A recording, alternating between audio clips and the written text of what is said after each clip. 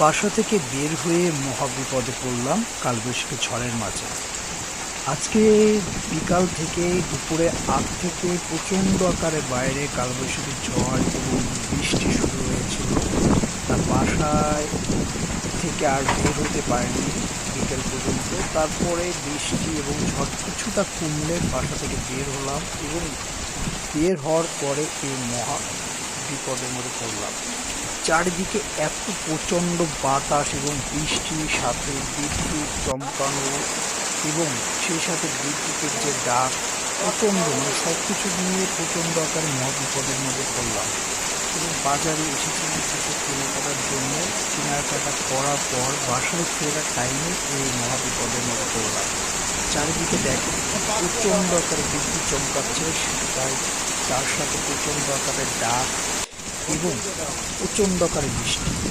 একটা দোকানে অবশেষে দাঁড়ালাম বৃষ্টি কমার জন্য, আর বৃষ্টি কমার কোনো নামই নেই। আর বাইরে যে যাবো, এই দোকান থেকে বাইরে গেলে যে প্রচণ্ড আকার বৃষ্টি চমকাচ্ছে, এর মাঝে যাওয়াটাও প্রচণ্ড আকারে রিস্ক হবে। সেই জন্য দোকানে কিছুটা সময় দাঁড়ালাম।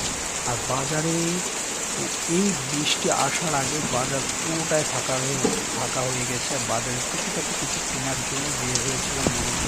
আর ভেবেছিলাম বৃষ্টি মনে আর হবে না, কিন্তু হঠাৎ করে যে 10-15 মিনিটের মধ্যে যে এমন আকারের রূপ ধারণ করবে সেটা মোটেও বুঝতে পারেনি।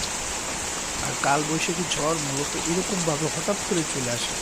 আপনারা দেখবেন যে আপনারা যখন কালবৈশাখী ঝড় দেখবেন যে হঠাৎ করে এই হঠাৎ করে দেখবেন যে কালবৈশাখী ঝড় শুরু হবে। এবং কালবৈশাখী ঝড়ে প্রচণ্ড একটি প্রচণ্ড আকারে ঝড় এবং বাতাস, তার সাথে বৃষ্টি, এই ধরনের এবং বজ্রপাত, এই ধরনের নিয়ে কালবৈশাখী মূলত প্রচণ্ড আকার হয়ে থাকে। তা আপনারা দেখেন, যদি এরকম ঝড় বৃষ্টির মধ্যে আপনার মোটেও বাসা থেকে বের হবেন না, কারণ নিজের সিটটি আগে। আর যেহেতু আমি একটু কাজের জন্য বাসায় থেকে বের হয়েছিলাম, আমি নিজেও বুঝতে পারি না যে এরকম প্রচণ্ড আকারে ঝড়ের মধ্যে চলবে। দেখেন প্রচণ্ড বাইরে, দেখেন কোনো লোকই নেই। অবশেষে এই ভাইয়াটা আমার পরিচিত ছিল, সে ইজি বাইক করে আমাকে একটু বাসায় নামিয়ে দিয়ে গেলো। এটা দেখেন আমার বাসার সামনে, না হলে তো আমার বাসা আসতে অনেক লেট করতাম।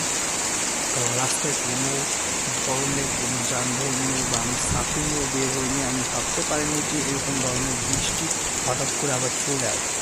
দেখেন একেবারে জনমানবহীন রাস্তা, প্রচণ্ড আকারে বৃষ্টি, সেই সাথে বিদ্যুৎ চমকাচ্ছে। এর মধ্যে মূলত কেউ বাসা থেকে বের হবে না। যারা আটকে পড়ছে রাস্তায়, যারা আছে বৃষ্টি এবং ঝড় কখন অফ হবে।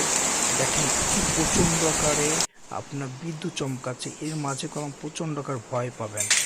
আর অবশেষে বাসায় আসলাম। বাসায় গেট, এই যে দেখেন গেটে, অবশেষে দুর্যোগের মুখ থেকে বাসায় আসতে পারলাম, সেটাই ভালো। আর অবশ্যই ভাইটাকে একটু থ্যাঙ্কস দিতে চাই যে আমাকে বাসায় নামিয়ে দিয়ে যাওয়ার জন্য। অবশেষে এই বৃষ্টির মধ্যে প্রচণ্ড আকারে ভিজে গিয়েছি, আর তার সাথে বাসার রুমে প্রবেশ